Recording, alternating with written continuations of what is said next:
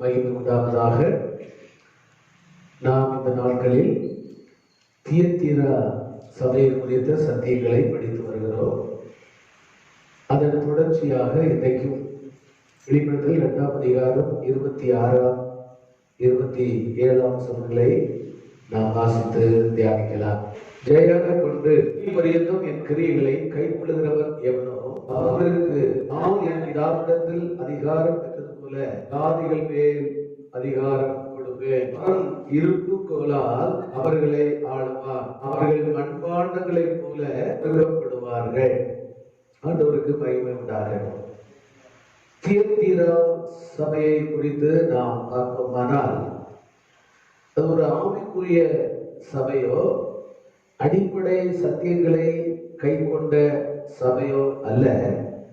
அது பாரம்பரியமிக்க பழக்க வழக்கங்களை கொண்ட உபதேச அஸ்திவாரத்தில் நிலை நிற்காத ஒரு சபையாய் காணப்படுகிறது. ஆனால் அந்த சபையிலும் கூட ஆண்டுடைய சத்தியத்தை வாஞ்சிக்கிற ஒரு சிறிய கூட்ட ஜனங்கள் அங்கே இருக்கிறதாக நாம் பார்க்கிறோம். இன்றைய நாட்களில் ஒருவன் நான் தியத்தீரா சபையை சேர்ந்தவன் என்றோ அல்லது இன்னொரு சபை பிரிவை சேர்ந்தவன் என்றோ தங்களை பெருமைப்பட்டு கொள்ளுகிறதான நிலைமையில் இருந்தாலும், எந்த சபை பிரிவை சார்ந்தவர்களாய் இருந்தாலும், தேவனுடைய உறுதியான உண்மையான சத்தியத்தை கை கொண்டு உலகம் முழுவதையும் இன்றைக்கு பரவலாக மாறிக்கொண்டு போகிற கொடிய பின்மாற்றத்தின் அவல நிலையிலிருந்து தங்களை தற்காத்து, பின்மாற்றம், ஆவிக்குரிய வீழ்ச்சி, ஆவிக்குரிய தோல்வி, ஆவிக்குரிய விளக்குகள் அணைந்து போகிற மிக பரிதாபமான ஒரு காலகட்டத்தில் தான் நாம் வாழ்ந்து கொண்டிருக்கிறோம். இவைகளின் நடுவிலும் ஜெயம் கொண்டு என் கிரியைகளை நான் சபைக்கு காண்பித்திருக்கிற, தனிநபர்கள் குடும்பங்களுக்கு காண்பித்திருக்கிற நல்ல மாதிரியை கை கொண்டு ஜீவிப்பார்கள் என்றால், நான் பிதாவிடத்தில் அதிகாரம் பெற்றது போல அவர்களுக்கும் ஜாதிகள் மேல் அதிகாரத்தை கொடுப்பேன். மக்கள் எங்கே வஞ்சிக்கப்படுகிறார்கள்? ஒருவர் பின்மாற்றத்துக்கு போனால் அந்த பின்மாற்றத்தின் ஆவி இவர்களை இழுத்து விடுகிறது. ஒரு ஆள் தேவனை விட்டு சபிக்கப்பட்டவர்களாய் போகிறார்கள், அந்த ஒரு ஆவி இவர்களை வஞ்சித்து விடுகிறது. அன்றைய வேதம் என்ன சொல்கிறது? நீ வலது புறமாகில் இடது புறமாகில் சாயாமல் உன் கண்கள் நேராய் நோக்க கடவுது. அந்த பக்கம் இந்த பக்கம் லுக்கு விட்டுட்டேன்னா நம்முடைய ஆவிக்குரிய அஸ்திவாரம் குலைந்துவிடும், நம்முடைய ஆவிக்குரிய விளக்குகள் அணைந்துவிடும். ஆகவே ஆண்டவர் இயேசு கிறிஸ்து மாத்திரம்தான் நம்முடைய ஆவிக்குரிய ஜீவியத்தின் வளர்ச்சிக்கு, நம்முடைய ஆத்மீக ஈடேற்றத்திற்கு அக்கறை போய் சேருகிற மட்டுமாக நமக்கு ஒரு சிறந்த எடுத்துக்காட்டாகவும் நல்ல ஒரு உதாரணமாகவும் இயேசு மாத்திரமே இருக்கிறார். ஆகவே நம்முடைய ஆண்டவருடைய இயேசு கிறிஸ்துடைய எல்லா பக்கங்களையும், அவருடைய எல்லா அங்க அசைவுகளையும் நாம் பார்க்க முடியும். இயேசுடைய எல்லா பகுதிகளையும் பார்த்தாலும் நமக்கு தோல்விக்கு இடர்களுக்கு இடமே இல்லை. அப்படிதான் இயேசு சொன்னார், நான் செய்தது போல நீங்களும் செய்யும்படிக்கு. அப்படின்னா நான் ஊழியம் செய்தது போல நீங்கள் ஊழியம் செய்ய வேண்டும். நான் பிதாவாகிய தேவனை விசுவாசித்தது போல நீங்களும் விசுவாசிக்க வேண்டும். நான் தேவ சித்தம் செய்தது போல நீங்களும் தேவ சித்தம் செய்ய வேண்டும். நான் பரிசுத்த வாழ்க்கை வாழ்ந்தது போல நீங்களும் பரிசுத்த வாழ்க்கை வாழ வேண்டும். நான் பூரணத்துக்கு நேராய் கடந்து போனது போல நீங்களும் பூரணப்பட வேண்டும். இதெல்லாம் இயேசுவின் சிறந்த மாதிரிகள். ஆகவே இயேசு கிறிஸ்துவை மட்டும் நான் முன்மாதிரியாக வைத்து வாழ்ந்தால் நம்முடைய ஆவிக்குரிய வாழ்க்கையில் தோல்வி என்பதற்கு சற்றும் இடமில்லை. ஆண்டவருக்கு ஸ்தோத்திரம். உலகை ஆளுகை செய்யும் அதிகாரத்தை பிதாவாகிய தேவன் குமாரனுக்கு வழங்கி இருக்கிறார் என்று படிக்கிறோம். ஏன்? இயேசு உலகத்தில் மாம்சத்தில் வாழ்ந்த காலத்தில் அவருக்கு எதிராக வந்த எல்லா போராட்டங்களையும் அவர் 100க்கு 100 ஜெயம் பெற்றார். ஆமென். இயேசுவை போல எல்லா விதத்திலும் ஜெயம் பெற்ற ஒரு அரசனையோ சக்கரவர்த்தியோ ஒரு தலைவனையோ நம்ம காண முடியாது. எல்லா காரியங்களையும் ஜெயம் பெற்ற ஒரே ஒருவர் கர்த்தராகிய இயேசு கிறிஸ்து மாத்திரமே. ஆகவே இந்த உலகத்தை ஆளுகை செய்யும் அதிகாரத்தை பிதாவாகிய தேவன் குமாரனாகிய இயேசுவுக்கு கொடுத்தார் என்று படிக்கிறோம். அப்போ அந்த இயேசு நமக்கு ப்ராமிஸ் பண்ணுகிறார், பிதா எனக்கு அதிகாரம் கொடுத்தது போல இந்த உலகத்தை ஆளும் ஆளுகையில் உங்களுக்கு பங்குண்டு, உங்களுக்கும் அதிகாரம் உண்டு என்று சொல்லுகிறார். வெளிப்படுத்தல் 12ஆம் அதிகாரம் 5ஆம் வசனத்திலே சகல ஜாதிகளையும் இருப்பு போலால் ஆளுகை செய்யும் ஆண் பிள்ளையை அவள் பெற்றாள் என்று வாசிக்கிறோம். நாம் ஏசாயா 9ஆம் அதிகாரம் 7ஆம் வசனத்திலே அவர் பிறப்பை முன்னறிவித்ததான தேவதூதன் அவருடைய பிறப்பை குறித்து சொல்லும் போது அவருடைய கர்த்தத்துவத்தின் பெருக்கத்துக்கும் அதன் சமாதானத்திற்கும் முடிவில்லை, சேனைகளின் கர்த்தரின் வைராக்கியம் இதை செய்யும் என்று எழுதப்பட்டிருக்கிறது. அப்போஸ்தலர் 5ஆம் அதிகாரம் 31ஆம் வசனத்திலே நாம் படிக்கும் போது தேவன் அவரை அதிபதியாகவும் இரட்சகராகவும் தமது வலது கரத்தினாலே உயர்த்தினார் என்று பேதுரு சொல்லுகிறதை நாம் இங்கே படிக்கிறோம். கர்த்தருக்கு ஸ்தோத்திரம். நீங்க கவனிச்சீங்கன்னா பிதாவிடத்திலிருந்து குமாரனாய் இருக்கிற இயேசு கிறிஸ்து பெற்றுக்கொண்ட அதிகாரத்தை இயேசு ஜெயம் கொள்ளுகிறவர்களோடு பகிர்ந்து கொள்ளுகிறார். அப்போ இயேசு தம்மை பின்பற்றினவர்களுக்கு ஒரு வாக்குறுதியை கொடுக்கும் போது லூக்கா 10ஆம் அதிகாரம் அதனுடைய 19ஆம் வசனத்தை நாம் படிக்கும் போது என்ன படிக்கிறோம்? இதோ சர்ப்பங்களை தேள்களை மிதிக்கும் சத்துடைய சகல வல்லமையை மேற்கொள்ளும் உங்களுக்கு அதிகாரம் கொடுக்கிறேன். பிதாவிடத்தில் குமாரன் அதிகாரம் பெற்றது போல அன்றாட வாழ்க்கையில் யார் ஜெயம் பெற்று இருக்கிறார்களோ அவர்களுக்கு ஒரு அதிகாரத்தை கொடுக்கிறார். சத்துருவின் எந்த வல்லமையும் உங்களை மேற்கொள்ளாத ஒரு அதிகாரத்தை தருகிறேன். தானியேலுக்கு தரிசனத்தை விளக்கும் தூதன் அறிவிக்கிறார். தானியேல் 7ஆம் அதிகாரம் அவருடைய 18ஆம் வசனத்தை படிக்கும் போது உன்னதமானுடைய பரிசுத்தவான்கள் ராஜரீகத்தை பெற்று என்றைக்கும் உள்ள சதா காலங்களிலும் ராஜ்யத்தை சுதந்திரித்துக் கொள்வார்கள். நீங்கள் 149ஆம் சங்கீதம் அதனுடைய 6ஆம் வசனத்திலிருந்து 9ஆம் வசனங்கள் முடிய படிக்கும் போது பரிசுத்தவான்கள் ராஜரீகத்தை பெற்று என்றைக்கும் உள்ள சதா காலங்களிலும் ராஜ்யத்தை சுதந்திரிப்பார்கள் என்ற ஒரு தீர்க்கதரிசன வார்த்தையை அங்கே படிக்கிறோம்.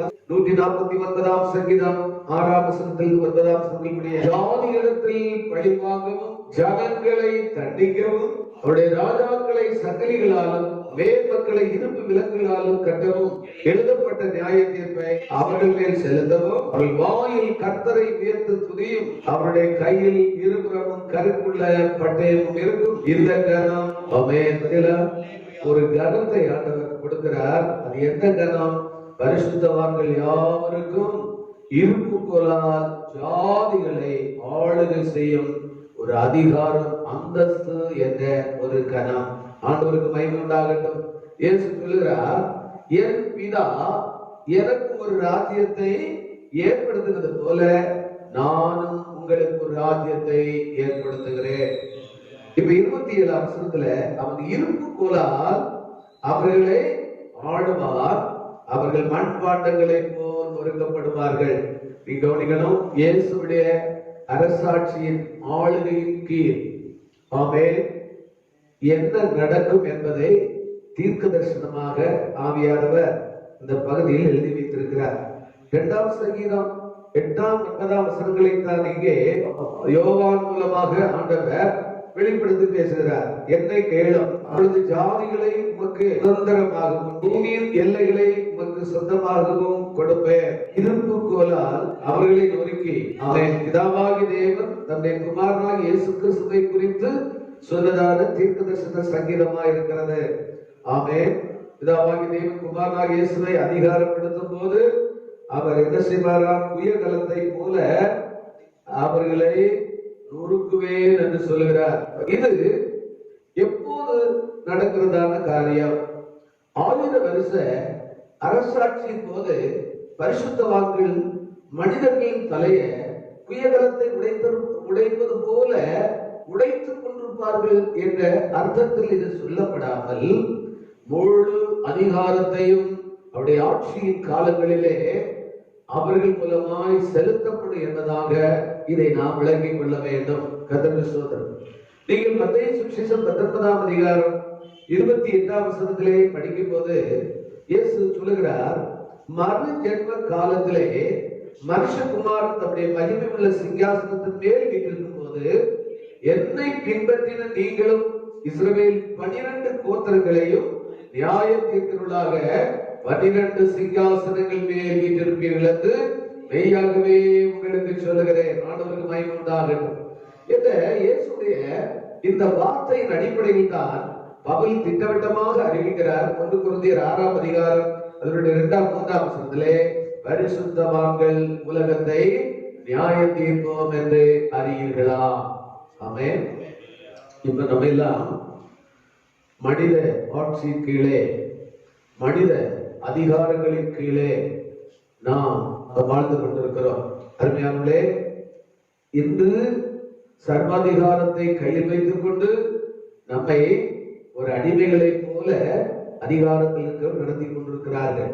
நம்முடைய ஆராதனை சுதந்திரங்கள் பறிக்கப்படுகிறது, ஊழிய சுதந்திரங்கள் பறிக்கப்படுகிறது. சுவிசேஷத்தின் நிமித்தமாக, இயேசுவை விசுவாசிப்பது நிமித்தமாக அனாவசியமாய் அநேகர் அடித்து கொல்லப்படுகிறார்கள். அநேக ஆலயங்கள் இடித்து பொறுக்கப்படுகிறது. இதெல்லாம் அநியாய ஆட்சியின் கீழ் நடத்தப்படுகிறதான அநியாய சம்பவங்கள். அதான் தீர்க்கதரிசன ஆவியானவர் வேதத்தில் எழுதி வைக்கிறார், துன்மார்க்கர் ஆளும் போது மனுஷர் தவிப்பார்கள்.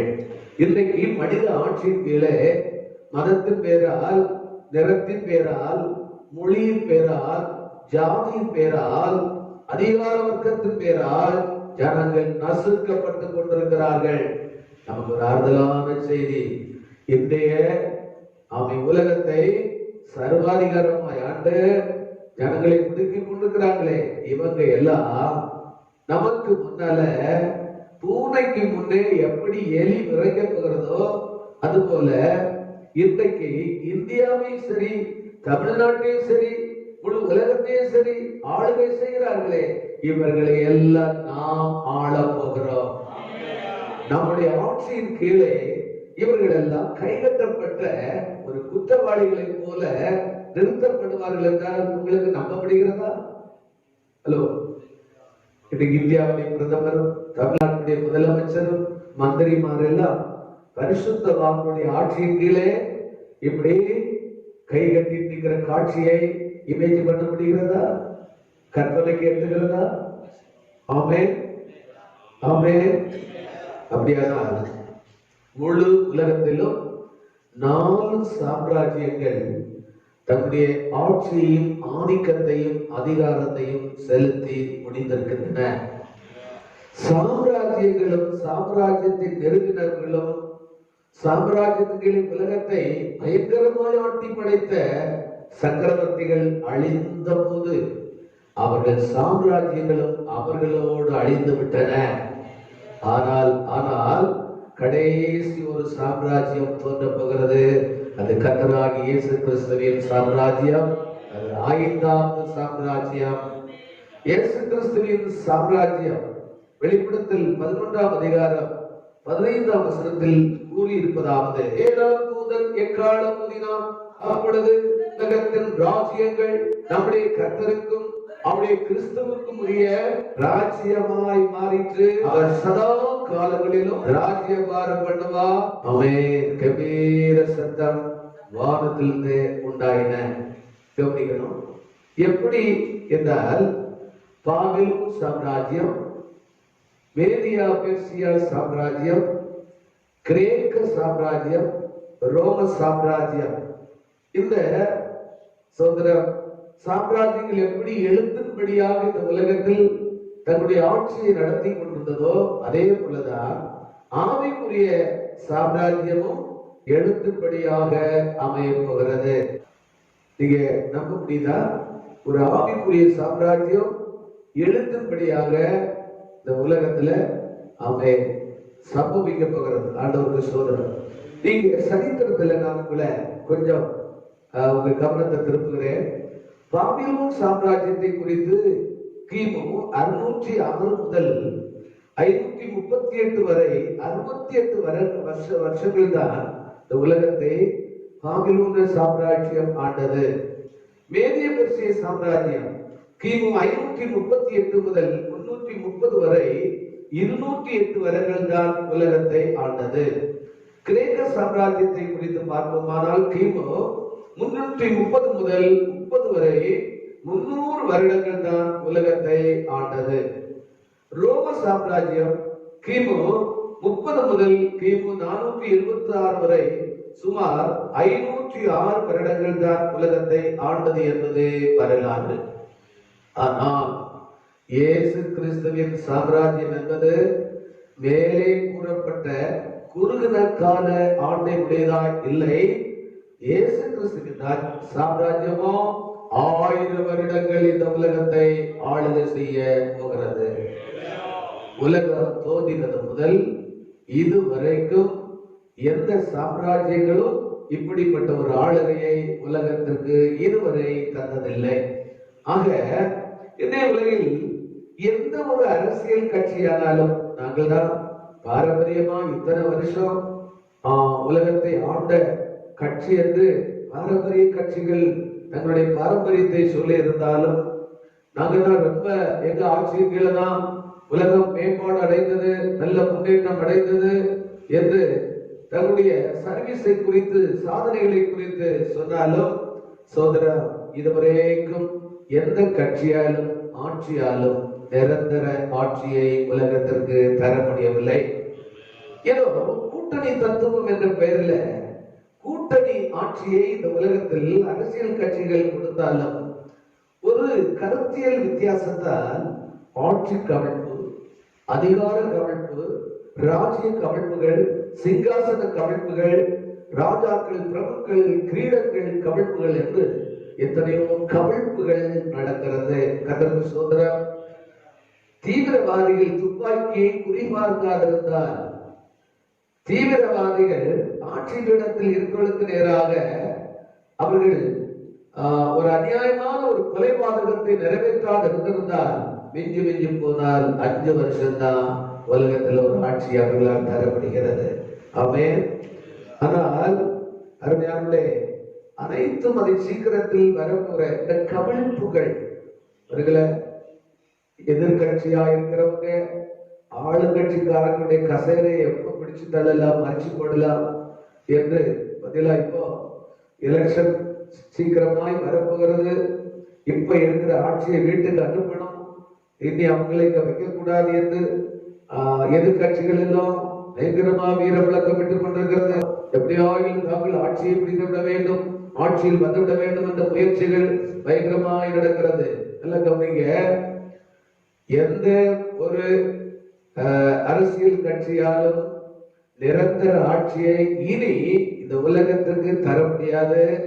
இப்போ உள்ள சம்பவங்கள் அத்தனையும் கூட்டணிகள் பிரிந்து ஒருவருக்கொருவர் போட்டி போடுவதெல்லாம் 1000 வருஷம் அரசாட்சி செய்ய போகிறாரே, 5வது சாம்ராஜ்யம் அமைக்க போகிறாரே, அந்த ராஜா இயேசுவுக்கான ஆயத்தங்கள் தான் இந்த ஆயத்தங்கள். எரேமியா 13ஆம் அதிகாரம் 18ஆம் வசனத்திலே, நீங்கள் ராஜாவையும் ராஜாத்தியை நோக்கி தாழம் வந்து உட்காருங்கள், உங்கள் சிரசின் சிங்காரமாகிய உங்கள் மகிமை கிரீடம் விழுந்தது என்று சொல்லுங்கள் என்றும், எசேக்கியேல் 21ஆம் அதிகாரம் 26, 27 ஆகிய வசனங்களை படிக்கும் போது, பாகையை கழற்று, கிரீடத்தை எடுத்து போடு, அது இனி முன்போலிராது, தாழ்ந்தவனை உயர்த்தி உயர்ந்தவனை தாழ்த்துவேன், அதை கவிழ்ப்பேன், அதை கவிழ்ப்பேன், அதை கவிழ்ப்பேன், உரிமைக்காரன் வருமட்டும் அது இனி இல்லாதிருக்கும், அவருக்கு அதை கொடுப்பேன் என்று கர்த்தராகிய ஆண்டவர் சொல்லுகிறார் என்று தீர்க்க தரிசனமாய் கூறப்பட்டிருக்கிறது. இப்ப நம்மை சுற்றிலும் அரசியலிலும் நடக்கிற இந்த குழப்பங்கள் எல்லாம் நமக்கு திட்டமாய் புரிகிறது. உரிமைக்காரன் ஒருவர் வரப்போகிறார், நிரந்தரமாய் ஆட்சி பீடத்தில் அமரப்போகிறவர் ஒருவர் வரப்போகிறார். அவர் ராஜமுடியை நிரந்தரமாய் சூடி ஆட்சி அமைக்க போகிறார். ஆகவே நான் கவிழ்ப்பேன், நான் கவிழ்ப்பேன், நான் கவிழ்ப்பேன் என்று கர்த்தராகிய ஆண்டவர் சொல்லுகிறார். ஆண்டவர் உலகத்துடைய ஆட்சி பீடத்தையும் அதிகாரத்தையும் கவிழ்க்க தொடங்கினால் அவரை மறிப்பவன் யார்? அவரை எதிர்த்து நிற்க எந்த அதிகாரத்தால் முடியும்? பிரியமானவர்களே, ஆக பேர் கூறப்பட்ட இந்த மகுடங்களை கிரீடங்களை எல்லாம் தரித்துக் கொள்ளவும் சிங்காசனங்களில் உட்காரவும் சகல அதிகாரங்களை செலுத்தவும் உரிமைக்காரர் யார் என்று நாம் பார்க்கும்போது, நீங்கள் தானியேல் 8ஆம் அதிகாரம் 25ஆம் வசனம், அந்த ஆண்டவராகிய இயேசு 5வது சாம்ராஜ்யத்தை அமைக்க போகிற அவரை குறித்த பைபிள் சொல்லுகிறது, அவர் அதிபதிகளுக்கு அதிபதியானவர். வெளிப்படுத்தல் 1ஆம் அதிகாரம் 5ஆம் வசனத்திலே அவர் பூமியின் ராஜாக்களுக்கு அதிபதியானவர். வெளிப்படுத்தல் 19ஆம் அதிகாரம் 16ஆம் வசனத்திலே அவர் ராஜாதி ராஜா கர்த்தாதி கர்த்தா. தானியேல் 2:47 அவர் ராஜாதி ராஜா கர்த்தாதி கர்த்தா, அவர் தேவர்களுக்கு தேவன் ராஜாக்களுக்கு ஆண்டவர் என்று நாம் படிக்கிறோம். வெளிப்படுத்தல் 11ஆம் அதிகாரம் 12ஆம் வசனத்தில் அவருடைய சிரசின் மேல் அநேக கிரீடங்கள் இருந்தன. இந்த கிரீடங்கள் அனைத்தும் இன்றைய உலகத்தில் உள்ள ராஜாக்களுக்கும் ராஜாத்திகளுக்கும் அவர்கள் தரித்திருந்த கிரீடங்களாகும். கர்த்தருக்கு ஸ்தோத்திரம். இவர்கள் எல்லாம் இந்த கிரீடத்தை இப்போது இறக்கி வைத்திருக்கிறார்கள். இறக்கி வைக்கப்படும்படியான சூழ்நிலைகளை ஆண்டவர் அரசியல் களத்திலே ஒதுக்கி கொண்டிருக்கிறார். நாம் சோதரம் ஆண்டவராக இயேசு கிறிஸ்துவை குறித்து தீர்க்கதரிசியாகிய ஏசாயா எப்படி கூறியிருக்கிறார்? ஏசாயா 9ஆம் அதிகாரம் 6ஆம் வசனத்துல அவர் நாமம் அதிசயமானவர், ஆலோசனை கர்த்தர், வல்லமை உள்ள தேவன், நித்திய பிதா, சமாதான பிரபு எனப்படும் என்று படிக்கிறோம். லூக்கா 1ஆம் அதிகாரம் 22ஆம் வசனத்திலே காபிரியேல் தூதன் இந்த இயேசு கிறிஸ்துவை குறித்து கூறியிருப்பதாவது, காபிரியேல் தூதன் அவர் சொல்கிறார், அவர் பெரியவராயிருப்பார், உன்னதமானுடைய குமாரன் எனப்படுவார், கர்த்தராகிய தேவன் அவருடைய பிதாவாகிய தாவீதின் சிங்காசனத்தை அவருக்கு கொடுப்பார், அவர் யாக்கோபின் குடும்பத்தாரை என்றென்றைக்கும் அரசாளுவார், அவருடைய ராஜ்யத்துக்கு முடிவிராது என்பதாய் சொல்லப்பட்டிருக்கிறது. ஆண்டவருக்கு மகிமை உண்டாகட்டும். அருமையானவர்களே, இந்த 5வது சாம்ராஜ்யத்தை இயேசு உலகத்தில் ஸ்தாபிக்காதபடிக்கு தடை செய்யும்படியாக 1ஆம் நூற்றாண்டு தொடங்கி 20ஆம் நூற்றாண்டு வரைக்கும் அநேகர் முயற்சி பண்ணினார்கள், போராடினார்கள். ஆனால் அவர்களால் சாதிக்க முடியவில்லை. எப்படி என்றால், முதலாக முகமது நபியின் அடியார்கள், முகமது பாலோஸ் என்று சரித்திரத்தில் படிக்கிறோம். கிபி 732 5வது சாம்ராஜ்யத்தை ஸ்தாபிக்க முகமது நபியின் அடியார்கள் என்ற அந்த குரூப் முயற்சி பண்ணினார்கள். ஐரோப்பாவை தவிர இந்த குரூப் எல்லா நாடுகளையும் ஜெயித்தார்கள். ஆனால் ஸ்பெயினுடைய வெற்றிக்கு பிறகு சோதரர் கால் சமவெளியில் நடந்த யுத்தத்தில் சார்லஸ் மார்டால் என்பவரால் சோதரர் அவர்கள் தோற்கடிக்கப்பட்டபடியால் அந்த முயற்சியை முகமது பாலோஸ் என்றதான அந்த குரூப் கைவிட்டார்கள் என்று சரித்திரம் சொல்லுகிறது. நீங்கள் இயேசு 5வது சாம்ராஜ்யத்தை நிறுவக்கூடாதபடி இந்த உலகத்திலே இரண்டாவதாக நப்போலியன் போனபார்ட் என்று சொல்லக்கூடிய அந்த சக்கரவர்த்தி கிபி 19ஆம் நூற்றாண்டின் ஆரம்பத்தில் 5வது சாம்ராஜ்யத்தை ஸ்தாபிக்க முயன்றார். ஆனால் 1815 பிரசித்தி பெற்ற யுத்தமாகிய வாட்டர்லூ என்ற யுத்தத்திலே வில்லிங்டன் பிரபுவின் சைன்யத்தினாலே அவர் தோற்கடிக்கப்பட்டார் என்று வரலாறு சொல்லுகிறது. மூன்றாவதாக ஜெர்மனியை சேர்ந்த கெய்சர் வில்லியம்ஸ் என்பவர் முயற்சிக்கிறார். அவருடைய 5வது சாம்ராஜ்யத்தை ஸ்தாபிக்க கெய்சர் வில்லியம் என்பவராலும் முடியவில்லை என்பதை வரலாறு நமக்கு சொல்லுகிறது. நான்காவதாக சர்வாதிகாரியான ஹிட்லரும், 5வதாக முசலோனியும் சாம்ராஜ்யத்தை ஸ்தாபிக்க முயன்றார்கள். அவர்களாலும் கூடாமல் போயிற்று.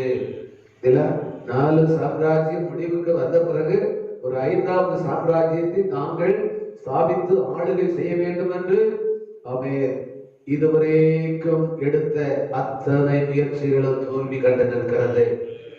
ஏன் அவர்களால் கூடாமல் போயிற்று? நீங்கள் சோதரர் 2 பேதுரு 1ஆம் அதிகாரம் அதனுடைய 19ஆம் வசனத்தை அதிக உறுதியான தீர்க்கதரிசன வசனம் நமக்குண்டு.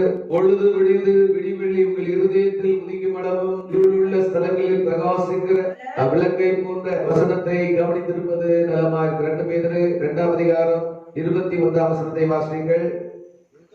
தீர்க்க தரிசனமானது ஒரு காலத்திலும் மனுஷனுடைய சித்தத்தினாலே உண்டாகவில்லை. தேவனுடைய பரிசுத்த மனுஷர்கள் பரிசுத்த ஆவியினாலே ஏவப்பட்டு பேசினார்கள்.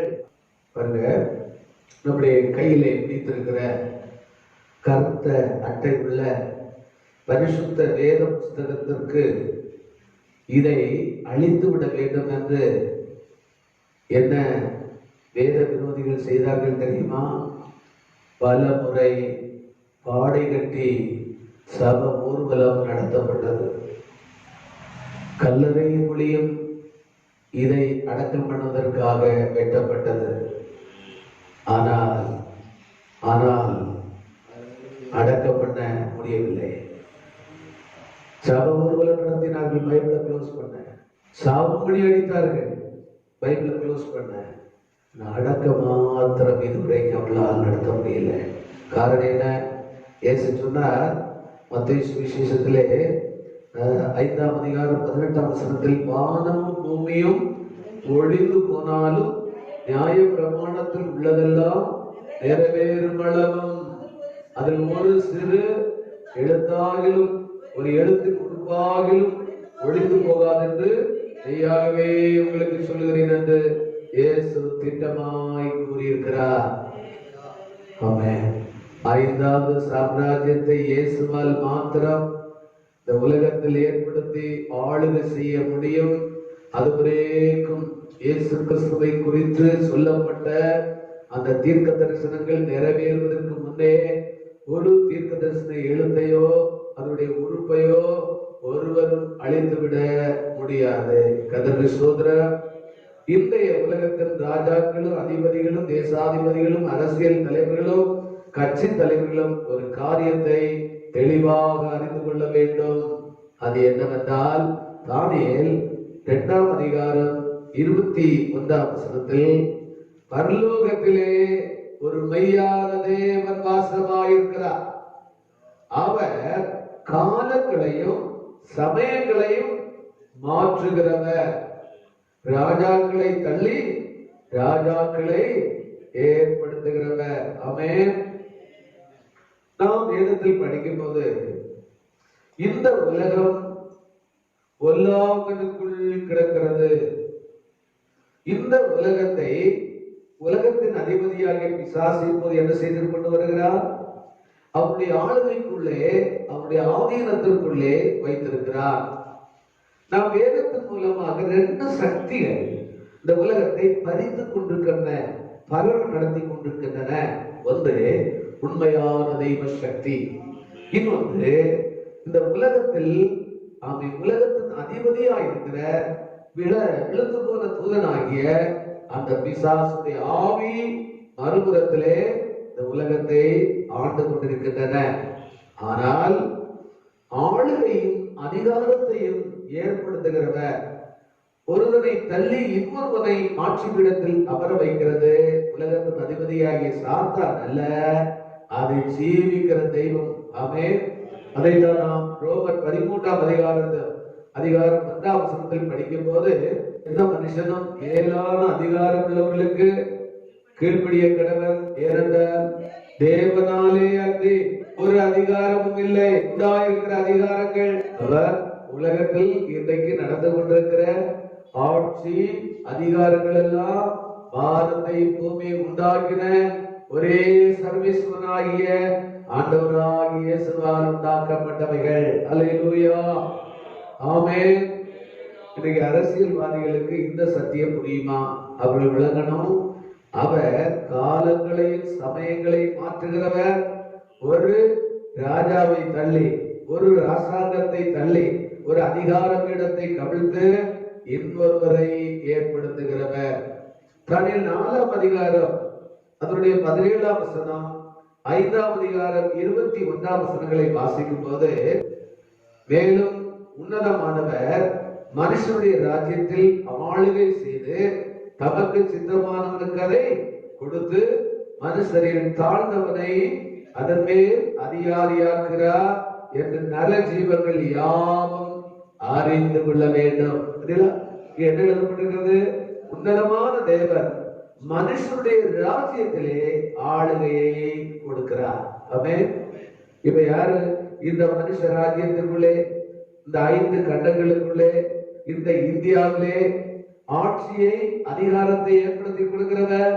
எங்கே மனுஷன் பரணம் நடத்துகிறாரோ அந்த பரண கூடத்திலே ஆளுகையை, அதிகாரத்தை அவை மனுஷனுக்கு கொடுத்திருந்தாலும் இதை நிர்வகிக்கிறதான அந்த காரியம் எங்க இருக்கிறது? எல்லாம் மொத்த கண்ட்ரோல் எங்க இருக்கிறது? மத்திய கவர்மெண்ட்ல, மாநில கவர்மெண்ட்ல ஆக மொத்த கண்ட்ரோலும் உன்னதமான தேவனிடத்தில் இருக்கிறது. அவர் மனுஷனுடைய ராஜ்யத்திலே ஆளுகை செய்து தமக்கு சித்தமானவனுக்கு தான் அதை கொடுக்கிறார்.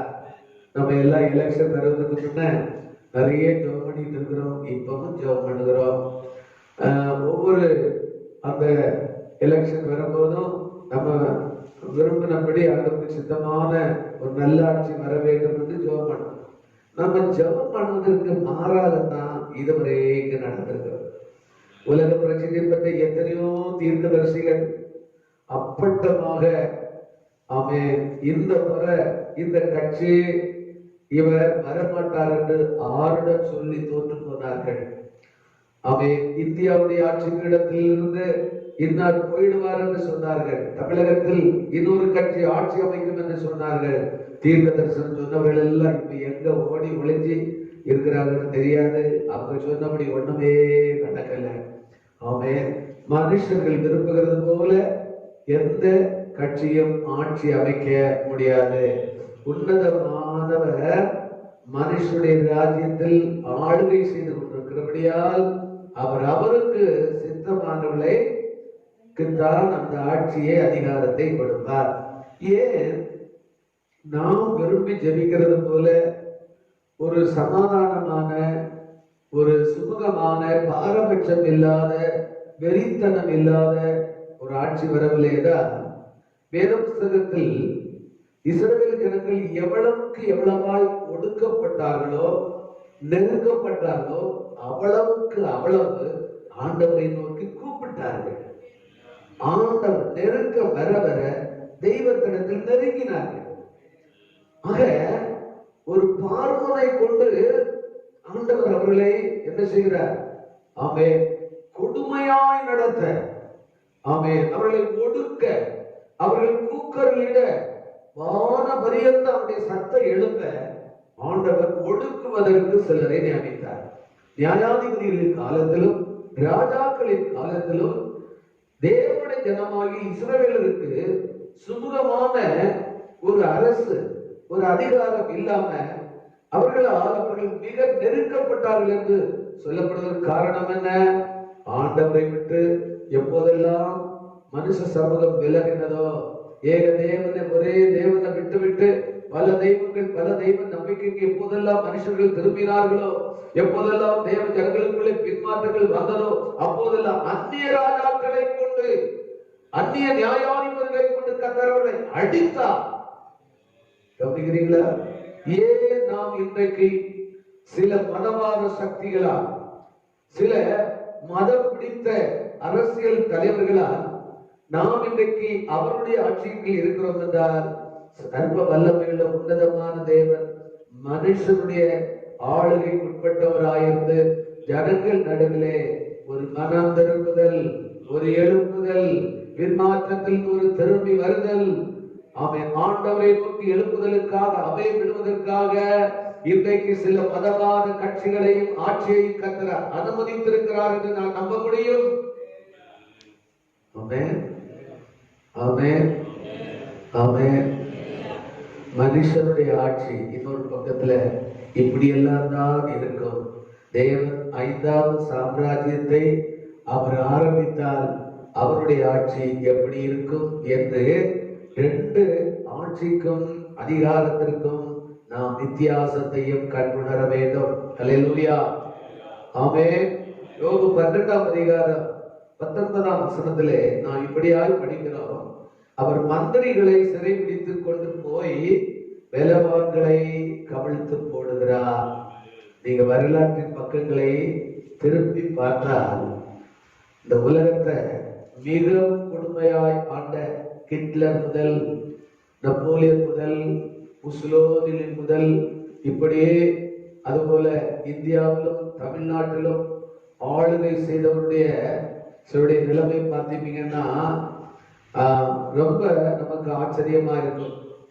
அவருடைய கொட்டத்தை அடக்கும்படி, அவருடைய சர்வாதிகாரத்துக்கு முற்றுப்புள்ளி வைக்கும்படி அவன் மனுஷனுடைய ராஜ்யத்துக்குள்ளே ஆளுகையை தந்த தேவன் அவன் சித்தம் கொண்ட போதெல்லாம் அவனுடைய நிலைமை மிகவும் பரிதாபமாய் முடிந்திருக்கிறது என்று நாம் பார்க்கிறோம். சோதரம், பிரைஸ் தி லார்ட்.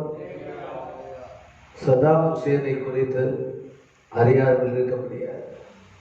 சதாம் ஹுசேனுடைய காலத்தில் அந்த முஸ்லிம் நாட்டில் பயங்கரமான கொடுமைகள், பயங்கரமான ஜனங்களை பாடுபடுத்தி கஷ்டப்படுத்தி பயங்கர அராஜகமான ஒரு ஆட்சி. அந்த முடிவை குறித்து நாம் பார்த்து சொன்னா, ஒரு பதுங்கு குழியில பதுங்கி இருந்து பூனைக்கு முன்ன எலி விரைக்கிறது மாதிரி விரைவையா விரைச்சி தாடி விளத்தி ஒரு மிருகத்தை போன்ற ஒரு காட்சி, ஒரு அகோரமான தோற்றம், ஆடு மெலிந்து உருகுலைந்து ஒரு நாட்டுடைய அதிகாரத்தை கையில் வைத்து ஒரு சர்வாதிகாரியை போல ஆண்டு எவ்வளவோ சுகபோக ஜீவியை செய்த அந்த சதாம் ஹுசேனுடைய முடிவை பார்த்தீங்கன்னா, அண்டர் கிரவுண்டில் பதுங்கி இருக்கும்போது அவன் ராணுவம் உள்ளே துபுதுபென்று புகுந்து அவன் அந்த மனுஷனை பிடித்து அவன் சோதரம் உயிரோடு அவரை அரெஸ்ட் பண்ணி தூக்கு மேடைக்கு கொண்டு வருகிற காட்சி. ஓ, இவன் தான் சதாம் ஹுசேனா, இவருக்கு இந்த நிலைமையா என்று நம்ம சிந்திக்க தோன்றும். நல்ல கவனிக்கணும். உன்னதமானவர் மனுஷனுக்கு அவனுடைய ராஜ்யத்திலே ஆளுகை கொடுக்கும் போது அவனை தாழ்த்தவும், அவனை அதில் இராதபடி செய்யவும், அவனை சிறைக்கு தள்ளவும், ஒரு மோசமான முடிவை கொடுக்கவும் அந்த அதிகாரம் தேவனிடத்தில் தான் இருக்கிறது. மந்திரிகளை சிறைபிடித்துக் கொண்டு போய் பலவான்களை கவிழ்த்து போடுகிறார். பிரசங்கி 4ஆம் அதிகாரம் 14ஆம் வசனத்தை நீங்க வாசிப்பீங்கன்னா நீங்க வாசிக்கலாம். அவர் மந்திரிகளை சிறையில் அடைக்கவும் செய்வார், சிறையில் இருக்கிறவர்களை சிங்காசனத்தில் ஏறவும் செய்வார். அரசால சிறைச்சாலையிலிருந்து விடுவார் உண்டு, ராஜாங்கத்தில் பிறந்து ஏழையாவாரும். ஒரு ராஜாவுக்கு மகனாக பிறந்து பிச்சைக்காரனானவன் சரித்திரம். அதே போல சிறைச்சாலையில் ஒரு சிறை கைதியாயிருந்து ஆட்சி பீடத்தையும் அதிகாரத்தையும் பெற்றவர்களும் உண்டு என்பது பைபிள். ஆமென். அருமையானவர்களே, இக்காரியங்களை இன்றைய உலகத்தில் அரசியல் தலைவர்கள் அறிந்திருக்கிறார்களா என்றால் அது இல்லை. சோதரா, அங்க 5வது சாம்ராஜ்யத்தை கர்த்தராகிய இயேசு கிறிஸ்து ஒருவர் மாத்திரமே ஸ்தாபிக்க வேண்டும் என்பது தேவனுடைய தீர்மானமும் தேவனுடைய சித்தமுமாய் இருக்கிறபடியால் வேறு ஒரு மனிதனும் அந்த சாம்ராஜ்யத்தை ஸ்தாபிக்க தேவன் இதுவரை அனுமதிக்கவில்லை. 5வது சாம்ராஜ்யம் அது இயேசு கிறிஸ்துவின் சாம்ராஜ்யமே. அந்த சாம்ராஜ்யம் எது? அது இயேசுவின் 1000 வருடம் அரசாட்சி. இந்த பூமியிலே இயேசு கிறிஸ்து 1000 வருட நீதியோடு ஆளுகை செய்ய போற அந்த ஆட்சி தான் அந்த சாம்ராஜ்யம். தானியேல் 2:44 அந்த ராஜாக்களின் நாட்களிலே பரலோகத்தின் தேவன் என்றென்றைக்கும் அழியாத ஒரு ராஜ்யத்தை எழுப்ப பண்ணுவார். அந்த ராஜ்யம் வேறு ஜனத்துக்கு விடப்படுவதில்லை. ஒரு கல் கையால் பெயர்க்கப்படாத உருண்டு வந்து எறும்பையும் வெள்ளியையும் பொன்னையும் நொறுக்குவதை நீர் கண்டீரே, அப்படியே நிர்மூலமாக்கி தானும் என்றைக்கும் நிற்கும். ஹல்லேலூயா. இயேசு கிறிஸ்துவின் சாம்ராஜ்யம் வேறே ஒரு ஜனத்திற்கு விடப்படுவது இல்லை. பரலோகத்தின் தேவன் என்றைக்கும் அழியாத ஒரு ராஜ்யத்தை எழுப்பப்படுவார். அந்த ராஜ்யம் வேறு ஜனத்துக்கு விடப்படுவதில்லை என்றால் அர்த்தம் என்ன? மேற்கண்ட அந்த வசனத்துடைய அர்த்தம் சோதரம் வேறே ஜனத்துக்கு விடப்படுவதில்லை என்பது இந்த உலகத்தில் புறஜாதியாருக்கோ அவிசுவாசிகளுக்கோ இந்த எந்த அரசியல் கட்சிகளுக்கோ கொடுக்கப்பட மாட்டாது என்பதுதான் அதனுடைய அர்த்தம். கர்த்தருக்கு சோதரம். அப்படியானால் ஐந்தாவது சாம்ராஜ்யமாகிய இயேசு கிறிஸ்துவின் சாம்ராஜ்யத்தை யார் சுதந்திரித்துக் கொள்வார்கள்? இந்த சாம்ராஜ்யத்தின் பிரஜைகள் யார்? இந்த சாம்ராஜ்யத்திலே சாம்ராஜ்யத்தின் தலைவர்த்தனாகிய இயேசுவோடு ஆளுகைக்கு உட்பட்டவர்கள் யார்? இப்போது பவுல் சொன்ன வசனத்தை நாம் நினைவு கூற வேண்டும். பரிசுத்தவான்கள் உலகத்தை நியாயம் தீர்ப்பார்கள். ஆமென். அதில் 7ஆம் அதிகாரம் 18 படிக்கிறோம். ஆனால் உன்னதமானுடைய பரிசுத்தவான்கள் ராஜரீகத்தை பெற்று என்னென்றைக்கும் உள்ள சதா காலங்களிலும் ராஜ்யத்தை சுதந்திரித்துக் கொள்வார்கள் என்பதாக அங்கே சொல்லப்பட்டிருக்கிறது. இன்றைய உலகில் உள்ள ராஜ்யங்களில் எவ்வளவு ராஜ்யங்கள் உன்னதமான பரிசுத்தவான்களுக்கு கொடுக்கப்படும்? தானியேல் 7ஆம் அதிகாரம் 27ஆம் வசனத்திலே வானத்தின் கீழங்கும் உள்ள ராஜ்யங்களின் ராஜரீகமும் ஆளுகையும் மகத்துவமும் உன்னதமானவருடைய பரிசுத்தவான்களுக்கு கொடுக்கப்படும். அவருடைய ராஜ்யம் நித்திய ராஜ்யம். சகல கர்த்தத்துவங்கள் அவரை சேவித்து அவருக்கு கீழ்பட்டிருக்கும். வெளிப்படுத்தல் 11ஆம் அதிகாரம் 15ஆம் வசனத்திலே 7ஆம் தூதன் எக்காலம் ஊதினான். அப்பொழுது உலகத்தின் ராஜ்யங்கள் நம்முடைய கர்த்தருக்கும் அவருடைய கிறிஸ்துவுக்கும் உரிய ராஜ்யங்கள் ஆயின. அவர் சதா காலங்களிலும் ராஜ்யபாரம் பண்ணுவார். இங்கே மேலே குறிப்பிட்ட வசனங்களின்படி உலகத்தின் 5 கண்டங்களில் உள்ள சகல ராஜ்யங்களும் உன்னதமான பரிசுத்தவான்களுக்கு கொடுக்கப்படும். இப்ப நமக்கு ஒரு கவலை, எனக்கு ஏறி தங்கி இருப்பதற்கு சொந்த வீடு இல்லை, ஒரு பட்டா பூமி இல்லை, ஒரு கால் மிதிப்பதற்கு ஒரு பிடி மண் இல்லை என்று பூமியில மண் இல்லை, மரம் இல்லை, வசதி இல்லை, பட்டா நிலம் இல்லை என்று கவலைப்பட்டு கொண்டிருக்கிற பார்த்தீங்களா?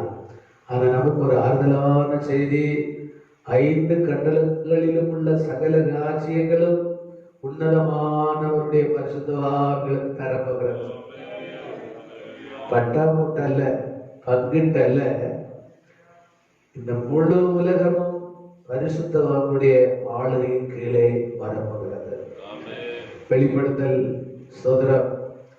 இந்த சாம்ராஜ்யத்தை யார் யார் ஆளுகை செய்வார்கள் என்று நாம் பைபிளின் மூலம் அறியும் போது, ஆண்டவராக இருக்கிற இயேசு கிறிஸ்துவும் முதலாம் உயர்த்தலுக்கு பங்குள்ள பரிசுத்தவான்களும் ஆளுகை செய்வார்கள்.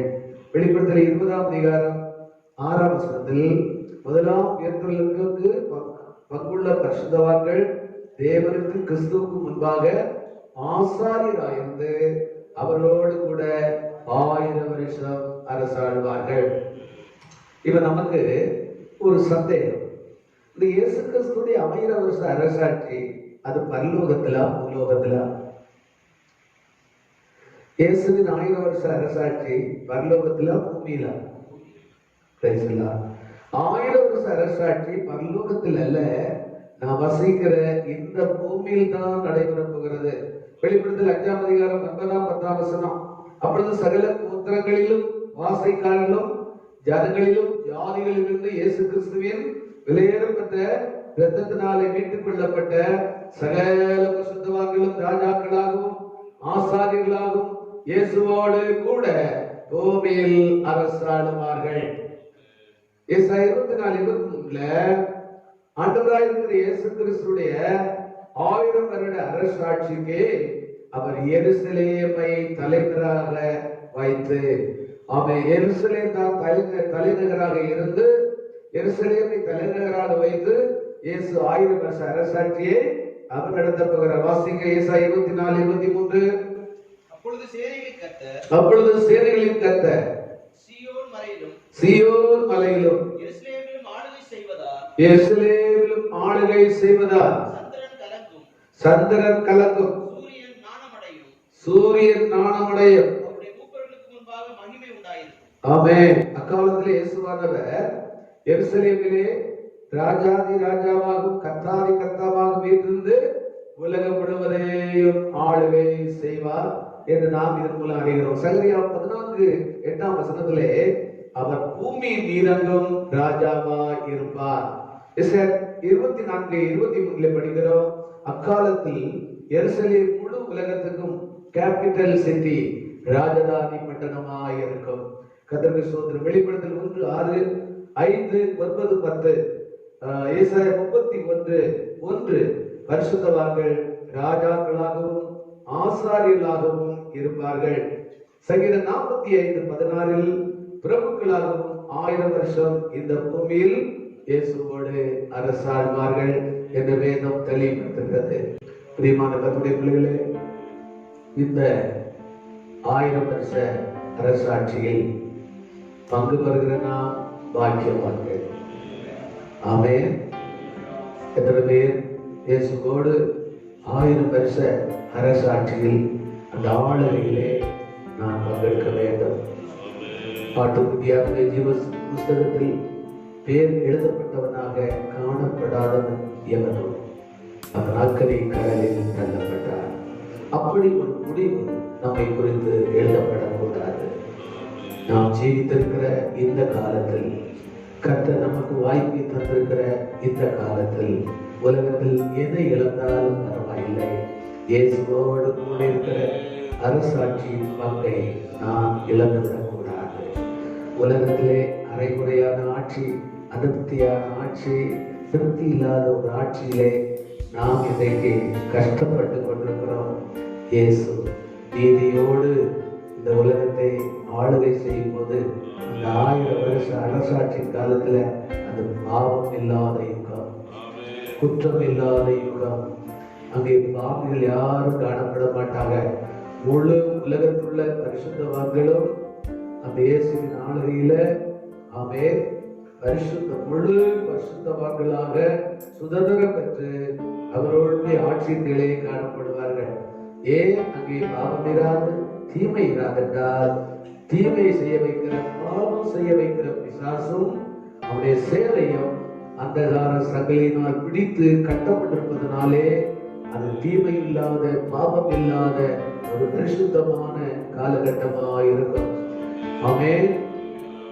அந்த அரசாட்சியை குறித்துதான் நாம் படிக்கிறோம். ஒரு சின்ன விளையாடுகிற ஒரு சிறுவன் பாம்பு புத்திலே கை கொண்டார். ரொம்ப விஷத்தன்மை உள்ள பாம்பு அந்த பிள்ளையை தீண்டார். பாம்பு குழந்தையை கொண்டாக விளையாடுவார். அவ்வளவு தீமை இல்லாத காலம்.